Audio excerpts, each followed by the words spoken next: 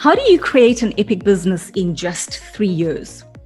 Welcome to Business Without Barriers, the show helping you turn barriers into success breakthroughs and thrive in a volatile world, and the success revolution bringing humanity back to business. So join the revolution at bwbtv.net. I'm your host, Carmen Wild, and my guest today is Justin Breen. Justin went from sports editor to assistant managing editor, where he was recognized as one of the country's top 25 publishing leaders under 35, to senior editor at DNA Info. And then he transitioned into entrepreneurship in 2017.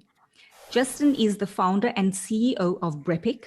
With no previous business experience, he's become a visionary PR entrepreneur, global connector, strategic coach, and best-selling author of the book Epic Business, all within 3 years. Brepic Communications will grow your business brand with expert social media postings, craft click-worthy stories craved by local, regional, and national media, and then successfully pitch them to outlets, all while providing customer service second to none. For 3 years running, Brepic Communications has won a golden or silver trumpet for media relations from the Publicity Club of Chicago. Zero to epic in 3 years. I bet you're as intrigued as I am to hear more. Very, very warm welcome to the show, Justin. I know it's really early for you. Thank you, Carmen. Zero to global business in just a couple of years, and so the secret is I'm up at 4 in the morning, 5 in the morning. So most people won't do that, but the top entrepreneurs in the world, they all do that. So that's the difference. Absolute dedication. And right. And Jen, and you do running as well, so early in the morning, right? Yeah, so normally I would have run before this. My wife's a pediatrician, so she's actually going to go in to do her rounds. She's going to do her rounds right now. Then she's going to come back, and then I'm going to run right after this interview. So I've been running outside 6 days a week, no matter the weather conditions. So we live near Chicago, so it gets very cold here in the winter. So I run outside 6 days a week, no matter the weather. I've been doing that for 15 years. So it's a good pattern. That type of pattern has been very helpful for being an entrepreneur, actually. And we're going to see a lot more of those dedicated, committed patterns as over the next hour, which is your mark. So you're an incredibly warm person. Might live in a cold place. You're an incredibly warm person. Yet what fascinates you is to go to more cold places like the Arctic and Iceland. So what is it about those kind of places that would draw you to them? Wow, that's a really good question. And, I appreciate people that actually care, meaning they do their homework and due diligence. And so you do that on a very high level. You actually care on a very high level. And that's another thing that, separates the, top entrepreneurs from people that just want to be ordinary. Top entrepreneurs actually care. And so that's something I've actually thought about myself quite a bit. And I'll give you my 5 a.m. answer on that one. My family, my dad's family, if you go back generations, they're from Ukraine. Very cold winters, Ukraine, Russia, Soviet Union, cold winters. And a lot of my dad's side, Breen family, they wound up living in very cold places in the United States, Wyoming, Colorado, near the mountains. And I've always felt, I don't know why, I've always felt at home in very cold places. I actually I would much rather run in negative 20 degrees Fahrenheit than 90 degrees Fahrenheit. I don't like hot weather. And I'm fascinated by places where where you can be like the only person for hundreds of miles. I know my sons are 8 and 6, and I've already talked about taking them to the North Slope of Alaska, which is the most, it's the last frontier of the United States. And within a North Slope within a space of, the size of California, there might be 500 people there, and if they're too young to do it now, because if you get hurt there, the grizzly bear will that will be the end of that'll be the end. So nowhere to go there. But that's already in the plans for me to take them there, because just like that extreme isolation and just call it the wild kind of stuff. And it takes quite something to be in those conditions. So kind of, yeah, I can see the fascination with it for someone like you who's so dedicated, so committed, so up for a challenge. I Yep. usually go all for it. I want to Right. go back just into when you were a child. You knew that you wanted to be a journalist as a child. Now, most kids are playing and they have no flipping clue what. So, what shaped this at such a young age? I have been and was surrounded by people that could never make a decision, and I'm the opposite of that. Once I make it, I very little gray, very very little gray, black and white. And so one of the first photos of me I was 6 months old. Maybe I was sitting on my mom's lap reading the Chicago Sun-Times newspaper, and I was born with a story. Just stories they're in my blood. I talked about my father's bloodline. So I'll say this story as quickly as possible. But you have to understand, like, this is so entrenched in me. Like, stories just flow out of me. They're just in me. So my father was 61 when I was born. My mom was 27, so 34-year-old difference. So how did that happen, right?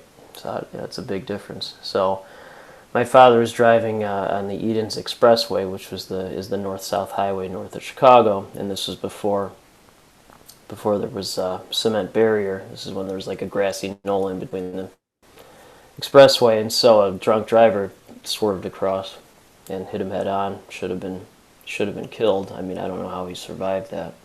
Basically broke every bone in his body. And then so my mom was his nurse, so my mom met my mom that way. And she nursed him back to health, literally.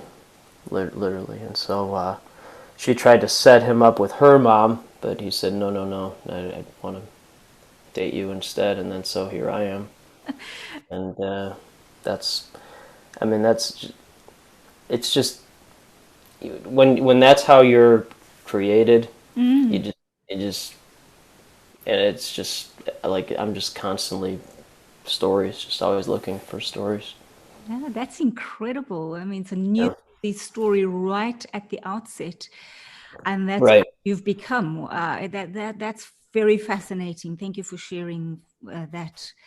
That's Yep. special, actually, to hear that story. Yep. I want to fast track to when you found yourself in a tough spot. You were at DNA Info. They called you in. There were going to be cost cuts, and you realize, okay, you need to make this transition. Now, that's a big transition, and how the hell do you move through a transition like that? What, take us through. You hear this thing, this news, and then you're an entrepreneur. How do you make that shift? I mean, entrepreneur life. I mean, again, most people can't do that. That's why they get a job, or they try to be an entrepreneur and they can't do it. So, just as background, so everyone knows, the timeline is February 10th, 2017. I had my job salary cut in half. I didn't do anything wrong. It's just journalism. That's what happens. Tried to find a full-time job, couldn't find a job. Then April 16th, 2017, I incorporated into my company, Brepic. Over the next 6 weeks, while I worked at half the salary, full-time, I reached out to 5,000 people to get my first 5 clients, so 1 out of 1,000. So 999 no's for every yes. Got my 5th client, I think it was June 1st. June 2nd, resigned. And then June 5th, Robert Feeder, he's the top media columnist in the Midwestern part of the United States, did did a story that I'd started my own firm. So that's origin story of my company, Brepic. But I think more importantly, it's like that's if you can't do something like that or put yourself in a position to handle that, don't become an entrepreneur because people think this is sunshine and rainbows. I always laugh at that, and I don't want to laugh too loud because I work with my kids. But I have yet to meet. Since I started my company, I've talked to thousands of the top entrepreneurs in the world, and when I say world, I mean world, not United States. I mean, look where we're talking now and how we're talking. But I have not met one, not one yet. So if you know one, introduce me. But I haven't met one yet that has not overcome at least one of the following four things. Most more than one, but at least one. So one is bankruptcy or possible bankruptcy. 2, depression. 3, highest level anxiety you can ever imagine, and 4, likely or possible traumatic experiences as a child or young adult. So that's entrepreneur life. The top entrepreneurs can not only overcome that, they thrive in it. It's rocket fuel for them. One of my newest clients wrote a book called Rocket Fuel, how he used a very difficult situation from his father and turned it into rocket fuel. So most people can't do that, and thank God, because if the world was all entrepreneurs, nothing would actually get done. Need more integrators to actually follow through on the visionary stuff. So Exactly. So you skipped very quickly over something that is another typical hallmark of you, where you go large. I mean, you don't just dip your toe in the water, you go all out. So you reach out. why not? Exactly. You reach out to 5,000 people to reach 5 clients. What is the driving force? There's a clear driving force Yep. to you. Share that with me. Yeah, so let me. So I have this on me at all times because I always keep my driving force next to me. So I'm only gonna. It's kind of hard to see, but this is called the print test. PRINT. So I've been in strategic coach for 2 years. It's the top entrepreneurial program in the world. I'm very confident saying that. Any who's who, any top entrepreneur in the world either has been it or knows of it. Stan Sullivan's thing. And so then part of that is just through being around people at that level. Someone recommended I take the print test. Print, PRINT. I think it's 250 American dollars, whatever. So it tells you your unconscious motivators. If people see the tip of the iceberg, they don't see under the water. So this tells you the under the water. It tells you your driving force. So I keep my driving force right next to me, or at least when I'm up here in a very dark office when my kids are sleeping, I keep it next to me. But so my 2 motivators, very simply, are to be strong and self-reliant. That's my number 1 unconscious motivator, to be strong and self-reliant. And the minor one is to succeed and achieve. Those are my driving forces. And so what I have found is, again, through talking to some of the top entrepreneurs in the world, that my print score, which is an 8.3, essentially matches the top entrepreneurs' mindsets in the world. Basically all of them, most of them, have that score. That you can't skew the score. That's just, you take the test and that's what it prints out. And so my mindset and my network are at the very highest, endlessly driven to succeed. Whether it's a 5 a.m. interview, whether it's running 6 days a week, whether it's going big, reaching out to 5,000 people, endlessly driven. So that's just that's you either it's unconscious. You either have that or you don't. It's just in my blood. So I do think, though, that you're driven to succeed and achieve and to be self-reliant for something that truly matters to you. So what's that thing that truly matters? Well, there's a lot of things, for sure. The easy answer is my family, and that's true as well. My wife's a good complement for me. She balances me out. And I say that, so she and I, our first date was the day before she started medical school. So if anything could be compared to starting a business from nothing, it would be going to medical school. And although I know nothing about medicine and would be the worst doctor ever, seeing that, what she went through to get to the point where she's at, unbelievable. And so, she motivates me. We're both endlessly driven, but in different ways. And so she motivates me. And then our kids have this, our two sons who are 8 and 6 have this fascinating mix of brains to be, for me to show them what a great life you can have by really working hard and then putting in the time and then communicating with the right people. And so that, that's the easy answer. Yeah, the more difficult answer is, you look at the 4 things that entrepreneurs that I've seen that they've overcome. I've overcome 3 of them. The only one I really haven't had to worry about is bankruptcy. Knock on wood.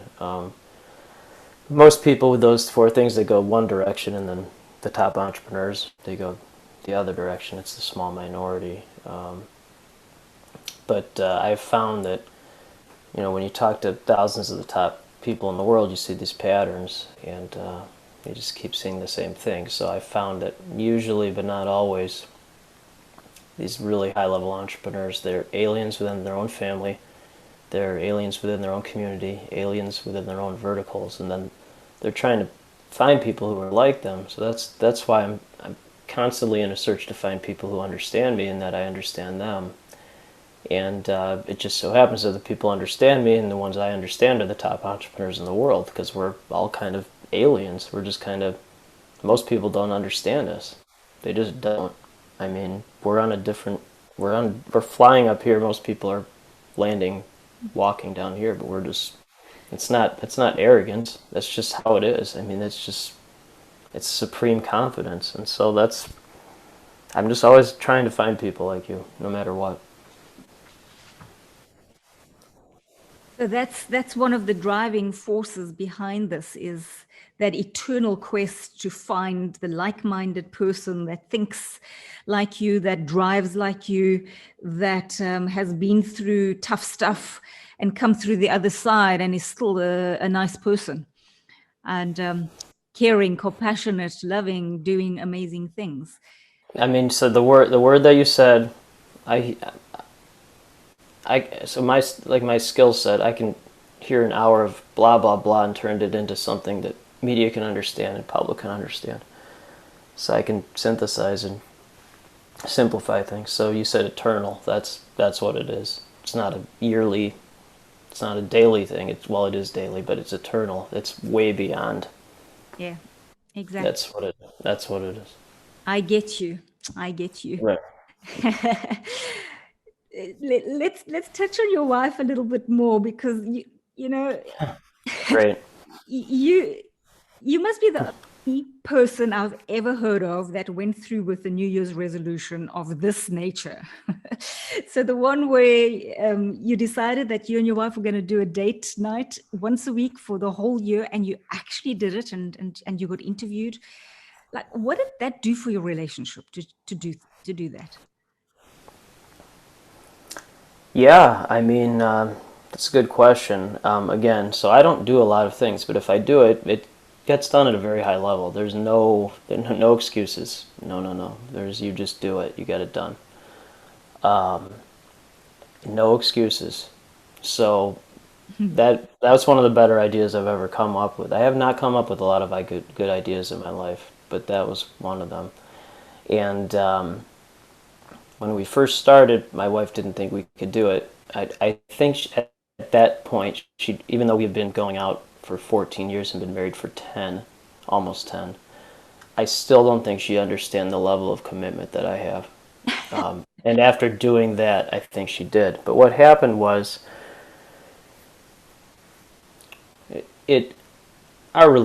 Sarah, my wife, she and I really like each other.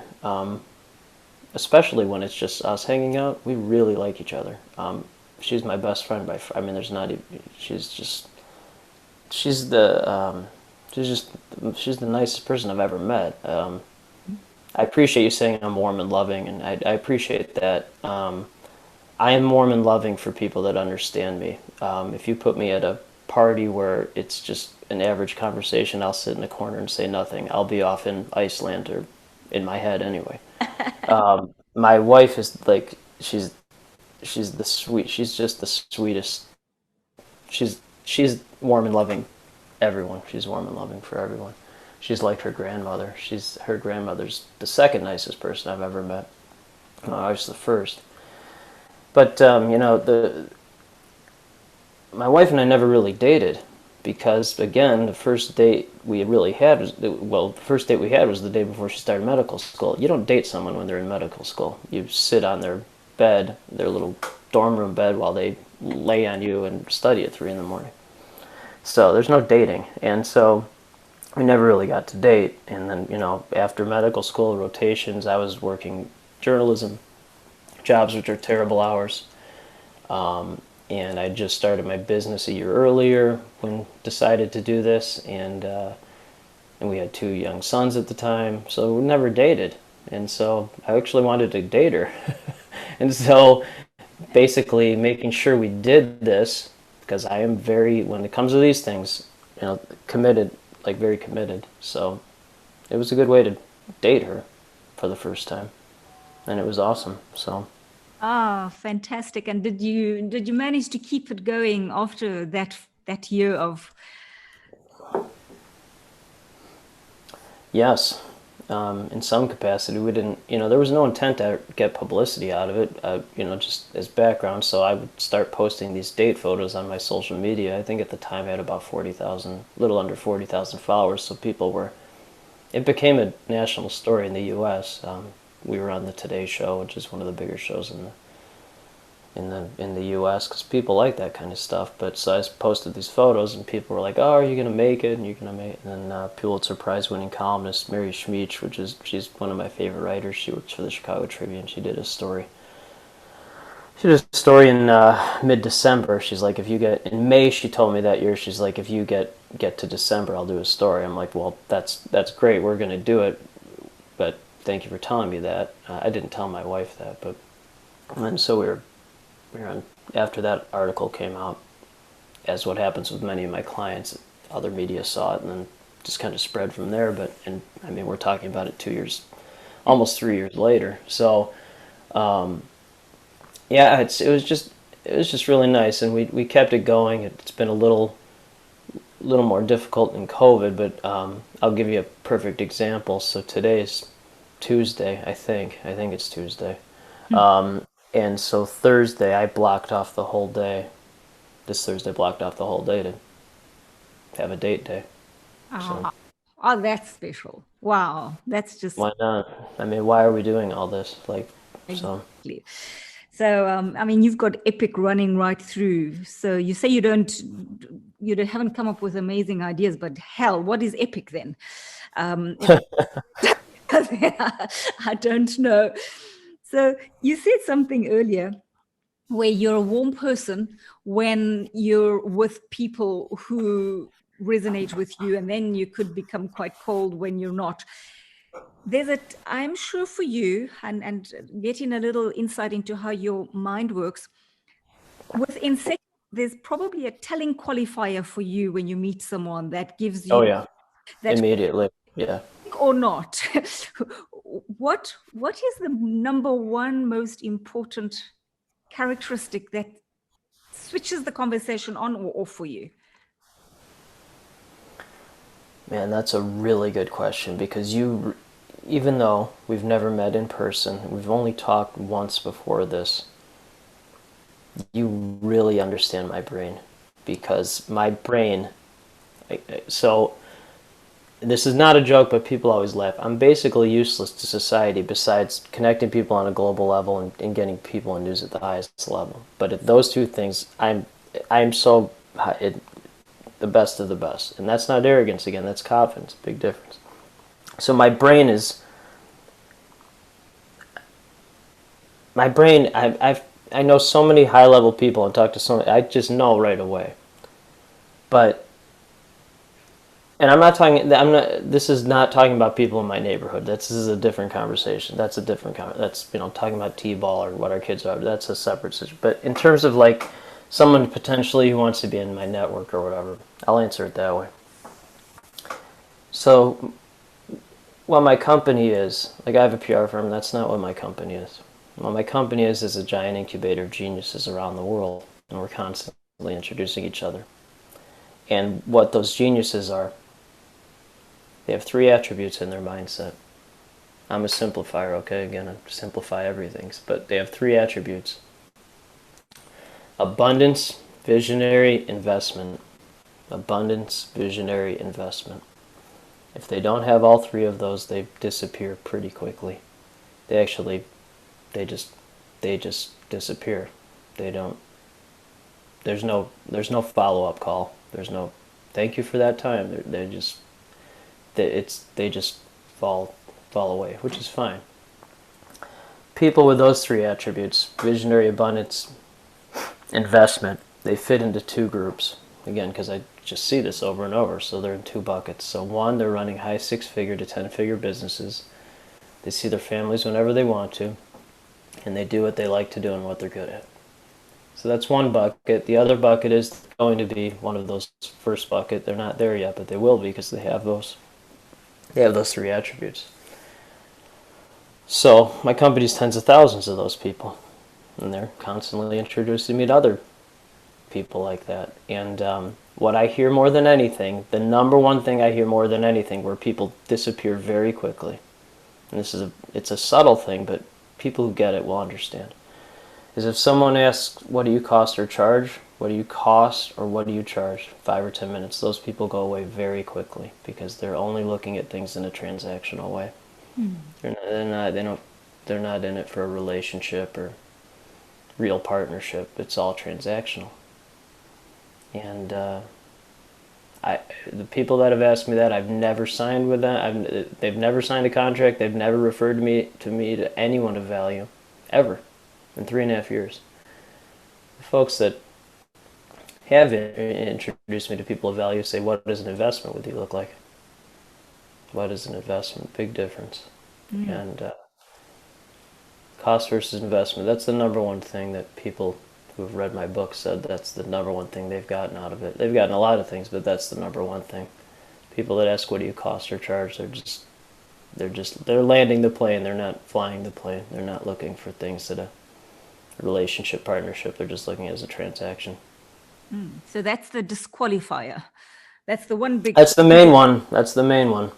Okay, that's really fascinating, and I am sure, well, being a cognitive behavioral specialist, people give that the kind of things you're talking about, people give away within seconds. Within not you. Well, that would be. You know what? That's interesting that you said that. So that did happen. It doesn't happen a lot anymore because people who ask, "What does an investment with you look like?" introduce you to other people that ask, "What does an investment with you look like?" Because why would you hang out with someone who asks, "What does it cost?" If you're thinking about an investment, you just wouldn't do that for the most part. But someone did ask me within the first 5 seconds. First question, so like, what's your cost? What's your cost? Good. And that was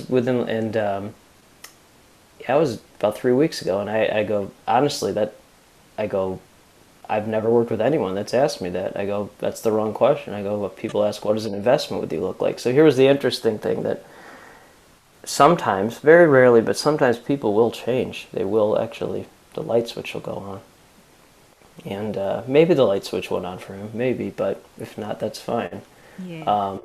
But no. That's the reason why my company really exploded. It's always done well, I think, again, because of my unconscious motivators. But when it really took off is when I raised my rates. And I always laugh because people are like, oh, did you raise your rates 3%, 5%? And I go, no. 4 times, 5 times, quadrupled, quintupled rates. That's when it really took off because it weeded out all the BS. And then focused on people that really got it. And then those people introduced me to other people that really got it. And that's what my company is, tens of thousands of people who actually get it. And then it just grows every day. Now, to raise your rates, triple or quadruple the original rate, there's a caveat to doing that. You don't just get to do something like that. Something has to be in place that enables you to do that. And what do you think that is? What's the thing that you have to get right to be able to quadruple your rates and people will pay that? Yep. So I think this answer might surprise you, but I think it also might intrigue you. Mindset. Your mindset has to be right. It Yes. doesn't have to be your process. Yes. So you have to get results, obviously, for people. But mindset one, network 1A, all this other stuff, meaningless without mindset one and network. So I'm in Entrepreneurs Organization, which is one of the top entrepreneurs organizations in the world. And so somebody posted on one of their Facebook pages the other day, so when your company's very profitable, what do you invest in? And so I was looking at it because I just look, and then people were like, oh, new technology, employees, new software, whatever, that landing the plane stuff. And so I'm just like, yeah, I just reinvest in high level groups, because when you're around the right minds, then you just grow. And everybody's like, oh, that's a good answer. And we go, well, yeah, that's what it is. It's mindset one, network two, all this other stuff. You can just kind of fill in the gaps. But without the mindset, you won't have the guts. You won't have the guts to do it, or more importantly, the belief in yourself. Yes. My belief in myself is it's out of this world belief, and so most people go away because they don't understand or care about that. And the ones that do get it, they are also supremely confident, not at everything, but what they're really great at. And I'm supremely confident in what I'm really great at. And I know that. I don't think that. I know that. And so other great entrepreneurs, they're the same way. You've touched on something that's like supremely important in terms of the belief. So many people who have experience, skill set, Whatever. tips, Meaningless. they don't have that belief. And so they don't Yep. get off the starting blocks. Correct. What's for you was the secret to your belief, doing what you love, knowing that you can do it, knowing that you're really good at, or is there something else? Yeah, that's another good question. So again, when I'm a futurist, all right, so meaning like my implementing score is a 1 to 10, 10 being the highest. I'm a 1. So I can't build anything, right? I can't make a puzzle with my kids or build a shelving unit. That causes me extreme dread. But people with my score, the implementer score that low, were futurists. So I listened to some of the interviews I did 3 years ago or 2 years ago, and the things I said then are happening now. And the things I'm saying now will happen in 2 or 3 years. And for an average person, they will think that sounds like a maniac talking. For the highest level thinker, they will be like, oh yeah, that's how it works. And so I that's not a personality trait. That's your brain strength. That's just how my brain is wired. And when I quintupled my rates, not my wife, but people very close to me in my family, but again, not my wife, but a lot of other people, they laugh. They're like, no one's going to pay you that. I go, well, yes, they are. And so they were saying that because they don't get it. They've never taken chances in their own lives or never did anything with their businesses at the highest level. They didn't have the guts or the belief to do that. And I'm the oddball alien that most people don't have this strong a belief, but I do. And so again, the top entrepreneurs in the world, they all have this mindset, all of them. And so when you're around people like that, you just become one of them. So I've always had that mindset. I just had to find the people that understood me. That's what it is. Yeah. Awesome. So that's why you've got the mindset and the network that goes together, because that fuels. It's a fuel. That's what it is. It's just fuel, because I have to, not need to, I have to be around people like that. It's like someone that needs oxygen to an oxygen tank to breathe. It's like someone that has to have a lake house on the lake to be near water. It's like someone who likes to live in the mountain. I have to have that. I must have that. That's my force. So my wife, I have to have her because she makes me somewhat of a human, and she gives me a wonderful life. I have to have this because that's who you are. That's who you are. So I have to be who I am. So. And it's intoxicating to have those kind of people around you all the time. 100%. So here again. So nothing was random about what you just said. So the other person that said intoxicating, I did an interview, and this is how my brain works. Okay, keywords. They're just in my head. So the other person that said intoxicating is Christy, and so she CEO of a company called Tasty Trade. She's one of the most brilliant people I've ever heard in my life. So I did her podcast with her 2 years ago, and she said the exact same thing. It's intoxicating being around people like that. And she's from Wisconsin, not a big town, and she built one of the giant, most incredible financial companies in the world. She's one of the top entrepreneurs in the world. And she's like, yeah, you just have to be around people like that because it's intoxicating. That's what it is. It's not bad. That's not a bad intoxication, by the way. That's a good intoxication. So that's how my brain works. That's exactly what she said. So how did you get access to these top entrepreneurs when you were starting out? I can understand right now. How did you get access to them in the beginning? Yep. So first of all, thank you for reading my book. I don't know if you've gotten to that point yet, but one of the chapters is about having a mentor, and so 82% of entrepreneurs do not have a mentor when they start their business, that's pretty horrifying. So I'm one of the 18% that had several mentors, and so I'm a high fact finder journalist. I'm always talking to people, and so I just talk to people all the time, constantly. And that helped me weed out people I didn't like talking to or knew they would never be good value adds to my life or company, and then helped me find the rare aliens like me that did. So I've always tried to find those people. Again, that's just been in me. And so I just had to, I had to talk to a lot of people to find the right people, 5,000 people to get my first 5 clients. And those first 5 clients, very thankful to them, but they're not the aliens like me. I just you have to start from somewhere. But I'm endlessly driven to find those people, and so I found a few at first, and then the few became some, the some became many, the many became a really lot, and now the lot became global geniuses, and then now the momentum's going, and it'll just never stop as long as I keep the momentum going. And what would you love for that momentum to look like? So you've got all these people in this farm or incubator, and they're geniuses. What is it that you would love to see happen in this giant genius farm? So did you say farm because that's in my book, or you just said farm? Because that's what my company is. It's a farm. I did read that. Okay, all right. So that's okay. So I'm guessing that's why you said that, maybe you coincidentally said that. So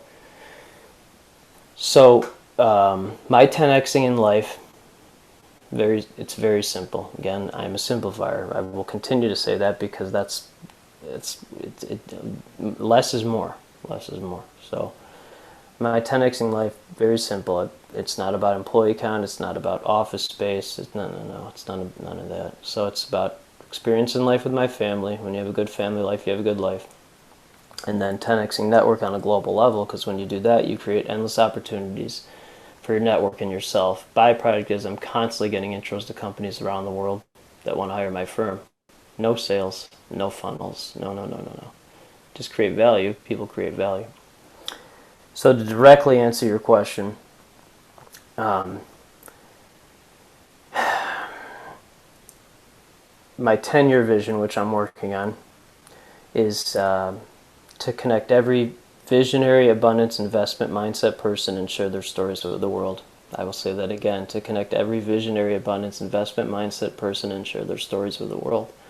So I'm already doing that now. It's just continuing to do that at a much higher level every single day. Not every week, every day. And it just incremental gains and small incremental gains, and then you go, then you hit that, get over that point, and then it just explodes. And so that's all my company's done, is just exploded, and now it'll just keep exploding. And what you're doing is you're exploding the people you're working with stories, creating that exposure so it has this incredible explosive impact. So Correct. if people who are geniuses doing business in very alternative ways to the typical dog eats dog, keep it all for myself, it's all about me, it's all about No, arrogance. no, no, no, no, no. You're doing it in a completely different way of doing business and succeeding at a faster rate and at an accelerated rate. So that'll have, I so absolutely would love to see that this happens, is it creates a tipping point where Right. Thank you. there's enough geniuses doing business in a caring, compassionate, love-filled way, based on abundance and gratitude, and that changes the fabric of society, which is not Right. right now. Okay. So, tipping point. That's what I was trying to say earlier. Tipping point. I just couldn't think of it, but that's what it is. My company's over the tipping point. And someone asked me the other day. They're like, "Well, who do you work with?" Okay, and that's a landing the plane question. But sometimes I actually like landing the plane because it makes me human. But and it was not a landing the plane answer. I don't think they understood what I was talking about, because they're like, usually when people ask that, they're like, so what vertical do you work in, or what type, whatever. What size company do you work in? Oh God. But anyway, so I'm like, yeah, the top 0.1% of mindsets in the world. Top 0.1% of mindsets in the world, whether they're dead broke or, because even if they're dead broke, they'll find a way to invest in my company. People with that mindset, they'll find a way. They'll take out another credit card or a loan. I've had that happen multiple times. Or if they're, dead broke or running $10 billion companies, top 0.1 mindsets in the world, because those people are the ones that create the technologies or are running the companies that impact the most people. So by me helping those people, I actually help the most people. I don't help everyone. I help the people that help everyone. Yeah, well, that's what's going to create that tipping point. So That's what creates the tipping point. That's correct. exactly, it's the 80-20, or maybe here it's the No, 90. no, no, no, no, no. It's not the 80-20. No, no, no. I did myself. I think it's the 99.1%. So that's what happens in these conversations, is it changes how people think of things. Because it's not 80-20, because 80-20 is not, it's got to be even at a different level. Yes, I agree. So what do you think the greatest or the toughest barrier for you to overcome in creating such an epic business? Well, starting a business from nothing I strongly think this is the hardest thing you'll ever do. I haven't been, I almost joined the Marines after high school. I wish I had, actually. My 6-year-old wants to be a Navy SEAL. I've talked to some Navy SEALs. So I imagine Navy SEAL training is harder than this, but in a different way. Being in medical school, it's harder in other ways. But really, when you look at it, starting a business from nothing is pretty much the hardest thing you'll ever do, for the most part. And there's so many things. I think for me, it was learning how to be patient. That's for me. For other people, it'll be a different thing. But so, as a journalist, I wrote 2 to 3 stories on deadline every single day. Boom, boom, boom, boom, boom, boom, boom, boom. Get stuff done. No excuses. Just get it done. Most people are not wired like that. It's a much slower process to make a decision or get something done. And so for me, it's still 3.5 years in. It's still difficult for me, because even though I've talked a lot during this interview, I actually don't like to talk a lot at all. I just like to get stuff done, just get results done. and waiting for people to match that intensity is a challenge for me.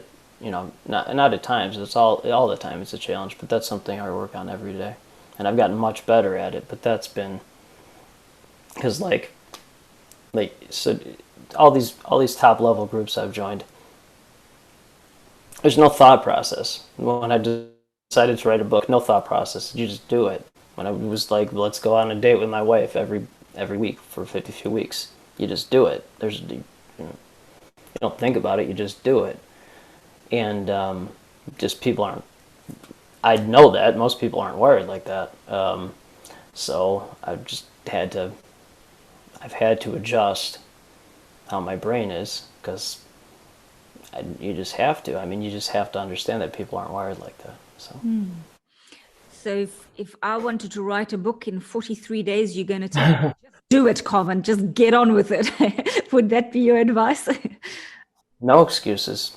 You either do it or you don't. I mean, there's no, so again, I like talking about my dad because he was my hero. So he was 61 when I was born. And so he was a soldier in World War II. He fought in the Hurtgen Forest, which is one of the deadliest battles. He kept a diary of his experience. I don't know how he did it, but he kept a diary of him fighting the Germans. And so sleeping in a foxhole, rain on him. We still have the diary. It's my most cherished possession. I don't care about material things at all, but that one I do. And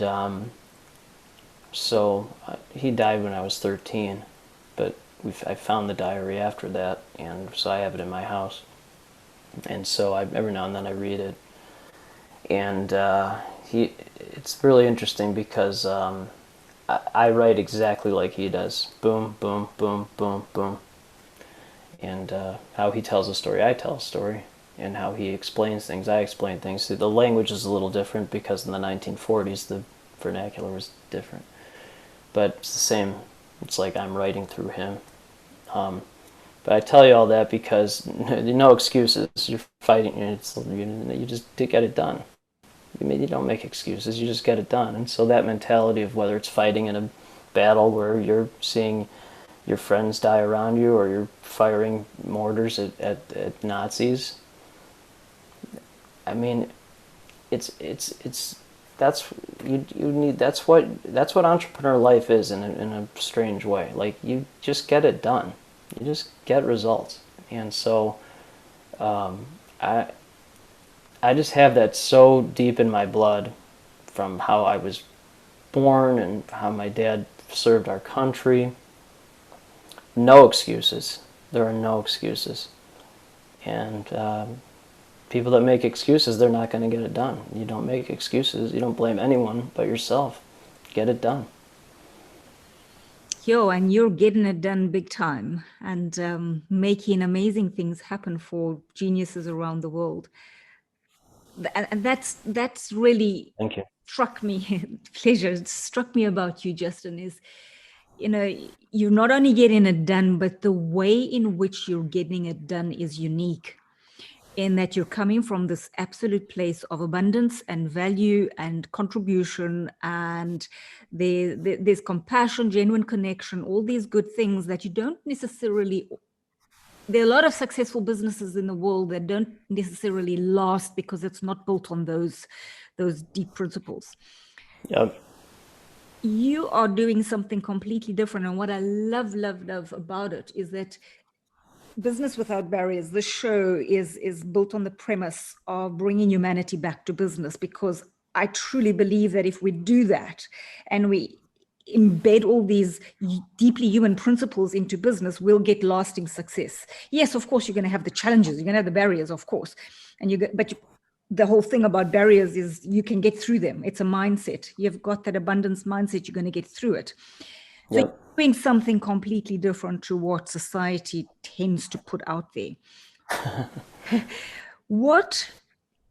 Imagine you get to this tipping point and these geniuses are showing the world the way to do business is different.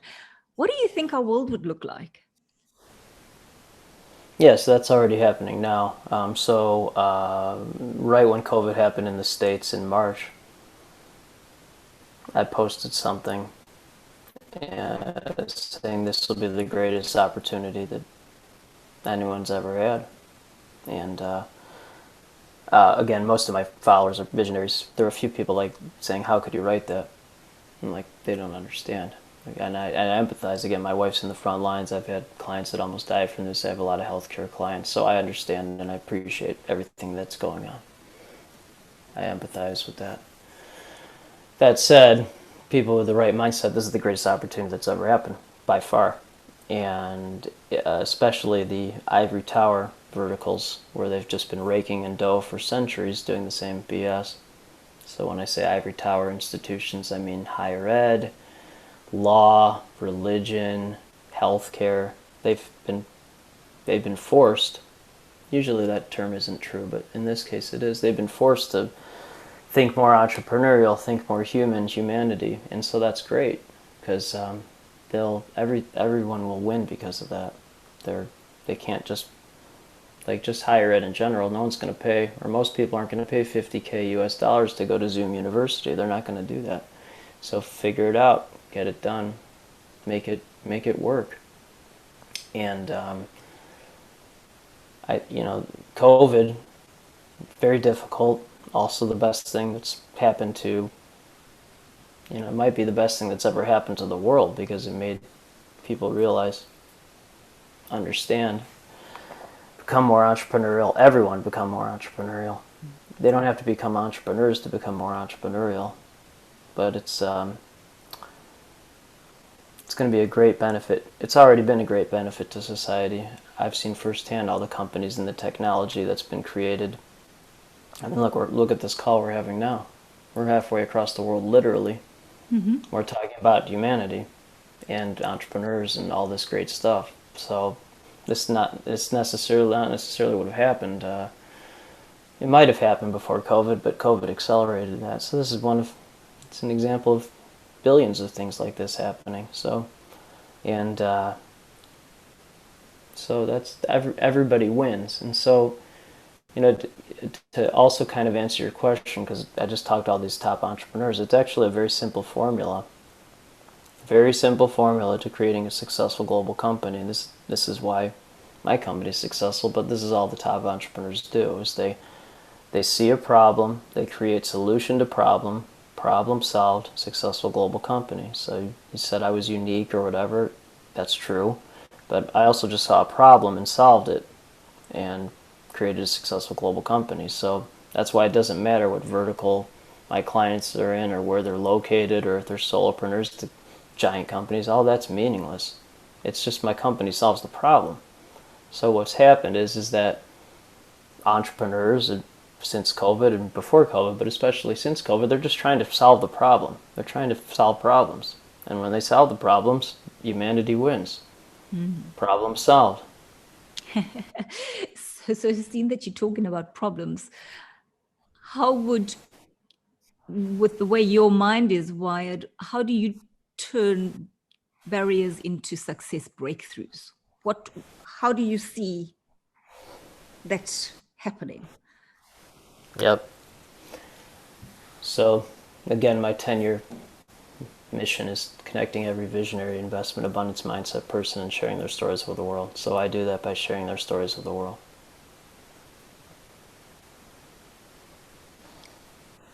So you took, okay, so sorry, wasn't with you. So by sharing these stories with the world, Yep. you help other people see how they turn barriers into success breakthroughs. Is that That's correct. Ah, Yes. okay, which is very much what this show is also all about. Okay. Right. One last question, Justin. If you could share a message with humanity, what would you love to say that could turn our world into a different? What could we do? It's a very profound question.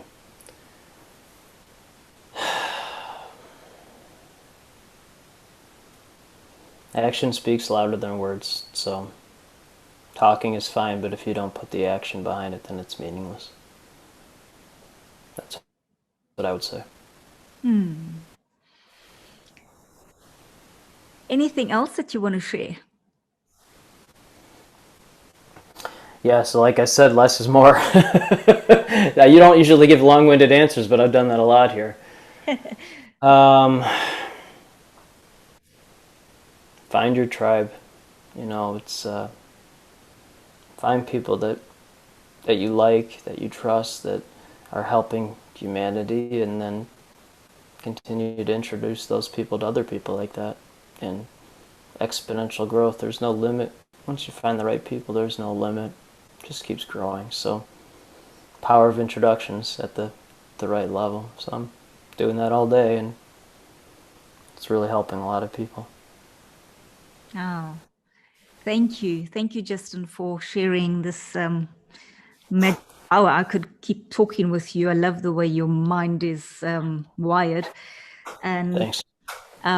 If alien looks like you, then bring on the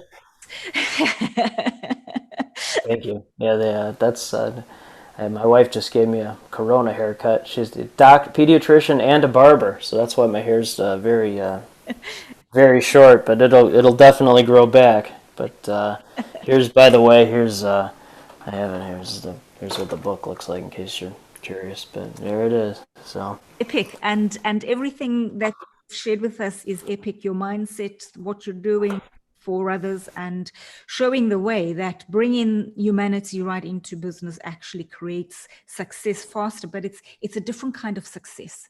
It's an abundance, and it's an enrichment that you can't get in profit-driven models. And that is really paving the way for something spectacular. Thank you, Justin, for your mind, for the book, for this magical hour, and to everybody watching, listening. I'd say let's strive to be aliens. let's bring them on. Let's get the rocket fuel together, and get together as aliens and connect, collaborate, co-create solutions, add value, bring on that abundance mindset. And I really believe that, as Justin has shown us and proven in 3 years what's possible and what's going to happen in the next 10 years, if we keep doing this, what he's been doing, we will create a new human story we're proud of. Thank you, Justin. thank you so much.